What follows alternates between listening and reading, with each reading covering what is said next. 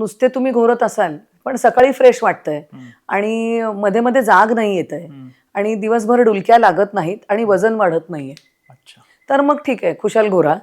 ठीक आहे, पण झोपेत घोरणे चांगले लक्षण आहे की वाईट आहे? स्लीप ॲपनिया सिंड्रोम मध्ये ऑब्स्ट्रक्टिव्ह स्लीप ॲपनिया नावाचा एक आजार आहे, ज्याच्यामध्ये घोरण्यामध्ये श्वासनलिका जी आहे ती वरती अशी दाबली जाते आणि ऑक्सिजन सप्लाय बॉडीचा कमी होतो.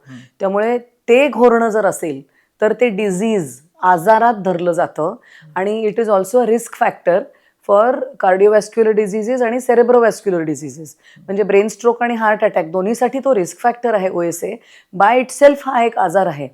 त्यामुळे साधं घोरणं आहे की OSAचं घोरणं आहे हे बरेचदा आपल्याला स्लीप स्टडी करूनच कळतं. पण जर ह्यातलं काही होत असेल किंवा तुम्हाला ब्लड प्रेशर हाय आहे, डायबिटीज कंट्रोलमध्ये नाही आणि तो कंट्रोलमध्ये यायला प्रॉब्लेम जातोय आणि तुम्ही घोरताय, मग हे घोरणं त्या आजाराचं लक्षण असू शकतं.